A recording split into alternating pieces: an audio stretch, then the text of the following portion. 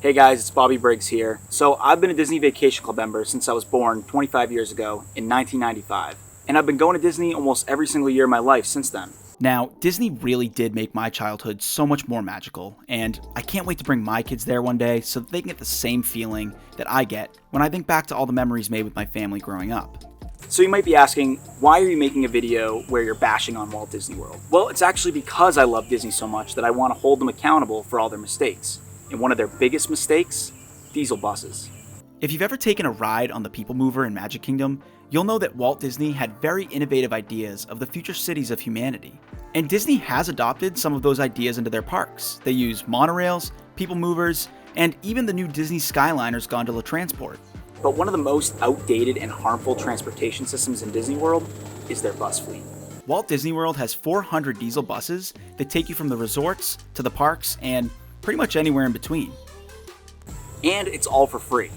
Or so it seems. As many people know, diesel vehicles are really not good for the environment. But today I want to focus on 3 things that you might not normally think about: human health, noise pollution, and cost. Now, if you're a Disney fanatic like myself, you might be watching this and saying, "But Bobby, Disney uses renewable diesel fuel, which is much better for the environment." And to that I say, yeah, you're actually right. In fact, biodiesel decreases greenhouse gas emissions by 56 to 86%. Disney even released a statement on this for Earth Day. This Earth Day, Walt Disney World Resort turns the key on a new initiative to convert the buses that carry guests to a cleaner fuel that will ultimately reduce emissions by nearly half. By doing this, the Disney Transportation bus fleet became one of the first in the country to run on R50, a cleaner renewable diesel made from used cooking oil and non-consumable food waste. But that's not the problem here, and that brings me to my first point: impact on human health. PM 2.5 is particulate matter with diameters that are generally 2.5 micrometers and smaller. They are more than 25 times smaller than the width of a human hair. As air is inhaled, PM 2.5 particles enter the body through the nose and the mouth. Air passes through the respiratory airway and reaches the alveoli. The smallest particles diffuse through the alveoli and into the bloodstream, where they're transferred to all organs of the body, affecting normal function. It affects the lungs, immune system, heart, and developing brain. But the question is, does biofuel release PM 2.5 into the air? And Disney said it themselves. It's made from used cooking oil. I eat food with oil all the time, so why would this be harmful? And while we could talk about the harmful effects of rancid cooking oil all day, biofuel actually still releases PM 2.5. And your body doesn't really care whether it's cooking oil or not. In a study done for the Environ International Corporation in Novato, California, they state that the increases and decreases of the PM due to the biodiesel fuel use are extremely small and should be considered not significant. A 2019 study in Environmental Health Perspectives studied short-term exposure to PM 2.5 in over 6,800 children. The study suggested that PM 2.5 exposure worsens existing inflammation in the brain caused by everyday stressors that result in mental health symptoms. But the effects of air pollution aren't just limited to children. Many findings on air pollution, and depression specifically, first came out of research done on mice and how their behavior changed in response to air pollution exposure. In this 2011 study in molecular psychiatry, researchers exposed mice to increased PM 2.5 levels for 8 hours a day, 5 times a week, for a 10-month period. This is about the same PM 2.5 exposure as someone who lives in a relatively pollutant-free suburb and commutes to an urban area. Just think about all the kids waiting for their bus after Disney Park, just breathing in that pollution. And that's what makes phrases such as refilling my pixie dust when the bus runs out of fuel so infuriating. Disney is going to sit there and call this literal poison pixie dust? Now, speaking of waiting for your bus, that brings me to my next point, which is noise pollution. Fun little backstory, when I went to college, I was on the 5th or 6th floor of my dorm. You know, my classes didn't start till 9, but every single morning I would wake up at like 6 o'clock to the screeching of bus brakes.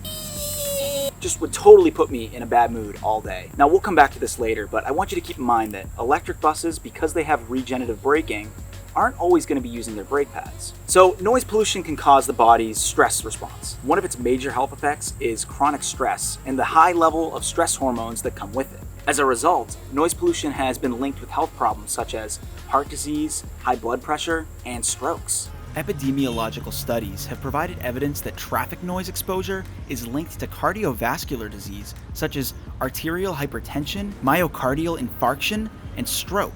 Noise is a non-specific stressor that activates the autonomous nervous system and endocrine signaling.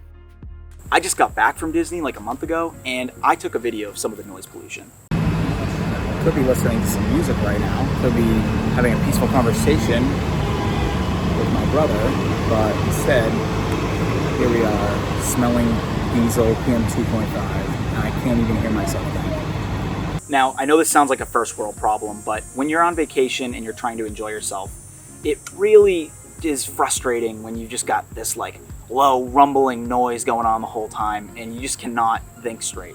With an electric bus fleet, you could actually sit there and wait for your bus and enjoy some ambience, some music to keep you occupied. Talk to your family. Now, let's talk about costs. The cost to fuel and maintain these massive vehicles is astronomical. The average bus costs about $4,300 to fuel per year, and an additional $1,700 per year in maintenance for tires and all the other problems that come with the complexity of a diesel engine. So based on those numbers, I estimate that Disney spends about $2,400,000 per year on maintenance and fuel costs alone. So what's my solution? Well, either Disney has to get rid of their bus fleet entirely, or they need to upgrade to electric buses. I propose that Disney invest in a fleet of electric buses from a company such as Proterra. Now, disclaimer, I do hold stock in Proterra and I am incredibly bullish on their company. I am not a financial advisor, so do not take this as financial advice. I'm just telling you what I know about the company and what I think would be a great investment for Disney. Proterra is an American automotive and energy storage company based in Burlingame, California. The company designs and manufactures electric transit buses and electric charging systems.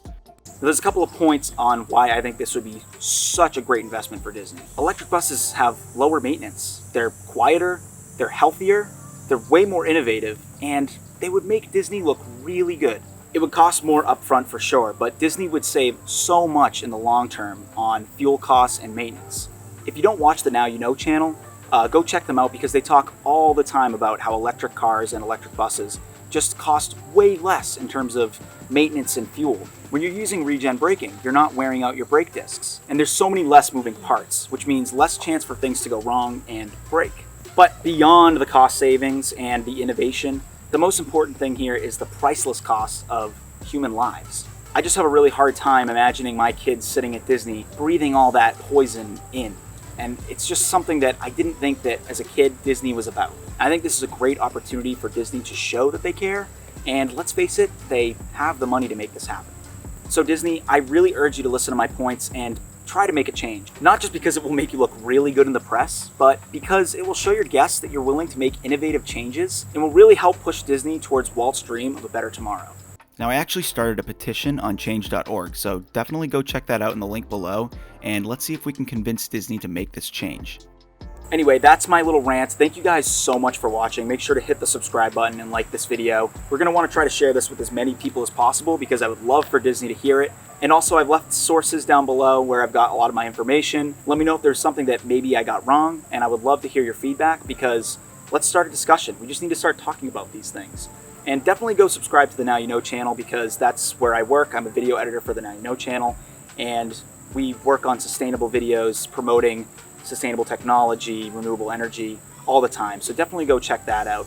And thank you guys so much for watching again. I've been Bobby, and I'll see you guys in the next video.